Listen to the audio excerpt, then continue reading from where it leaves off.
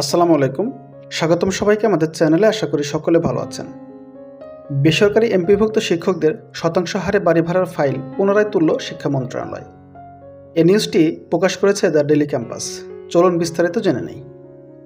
বেসরকারি শিক্ষা প্রতিষ্ঠানে কর্মরত শিক্ষক কর্মচারীদের শতাংশ হারে বাড়ি ভাড়া এবং চিকিৎসা ভাতা বৃদ্ধির প্রস্তাবের ফাইল পুনরায় তুলেছে শিক্ষা মন্ত্রণালয়ের মাধ্যমিক এবং উচ্চশিক্ষা বিভাগ।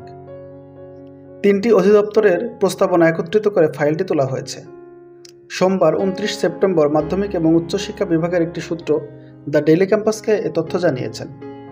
তবে ফাইলটি বর্তমানে কোন কর্মকর্তার কাছে রয়েছে সেটি জানতে পারেনি সূত্রটি। নাম অপ্রকাশিত রাখার শর্তে মন্ত্রণালয়ের এক কর্মকর্তা বলেন, শিক্ষকদের শতাংশ হারে বাড়ি ভাড়ার প্রস্তাব পাঠানোর পূর্বে বেসরকারি মাধ্যমিক শাখা, মাধ্যমিক এবং উচ্চশিক্ষা বিভাগের সচিব এবং শিক্ষা উপদেষ্টার অনুমোদন নিতে। মন্ত্রণালয়ের উপসচিব ফাইলটি তোলেন। পরবর্তীতে যুগ্ম সচিব, অতিরিক্ত সচিবের দপ্তর হয়ে এটি সচিবের দপ্তরে যায়। সচিব অনুমোদন দিলে শিক্ষা উপদেষ্টার দপ্তরে পাঠানো হয়। গতকাল রোববার ফাইলটি তোলা হয়েছে। জানা গিয়েছে, বেসরকারি শিক্ষা প্রতিষ্ঠানে কর্মরত এমপিভুক্ত শিক্ষক কর্মচারীরা তাদের মূল বেতনের 20% বাড়ি ভাড়া হিসেবে দেওয়ার দাবি জানিয়েছেন।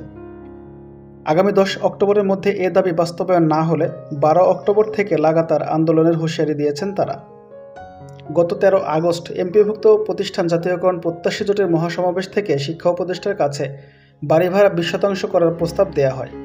সেই প্রস্তাবনা অনুযায়ী একটি সারসংক্ষেপ তৈরি করে মন্ত্রণালয়ে জমা দিয়েছেন জাতীয়করণ প্রত্যাশী জোট। জোটের এ প্রস্তাব আমলে নিলে মাধ্যমিক এবং উচ্চশিক্ষা অধিদপ্তর, কারিগরি এবং মাদ্রাসা শিক্ষা অধিদপ্তরের কাছে তথ্য বিবরণী সংগ্রহ করেছে মন্ত্রণালয়। এই তথ্য বিবরণী প্রস্তাব আকারে এখন অর্থ মন্ত্রণালয়ে পাঠাবে শিক্ষা মন্ত্রণালয়ের 2 বিভাগ। প্রস্তাবগুলো পৃথক আকারে পাঠানো হবে বলে জানা গিয়েছে। এদিকে জাতীয়করণ প্রত্যাশী জোটের দেলোয়ার হোসেন আজিজি স্যার বলেছেন, মন্ত্রণালয়ের ফাইল যে গতিতে এগোচ্ছে এতে মনে হয় না ভালো কিছু আসবে। এই ক্ষেত্রে আন্দোলনের কোনো বিকল্প নেই। সারা দেশের সকল এমপিভুক্ত শিক্ষকদের তিনি 12 অক্টোবরের আন্দোলনে যুক্ত হওয়ার জন্য আহ্বান জানিয়েছেন। এই ছিল বিস্তারিত। সম্পূর্ণ ভিডিওটি দেখার জন্য অসংখ্য ধন্যবাদ। ভালো লাগলে অবশ্যই একটি লাইক করে যাবেন, কমেন্ট করুন এবং শেয়ার করে সবাইকে জানার সুযোগ করে দিন। সকলে ভালো থাকুন, সুস্থ থাকুন। ধন্যবাদ সবাইকে।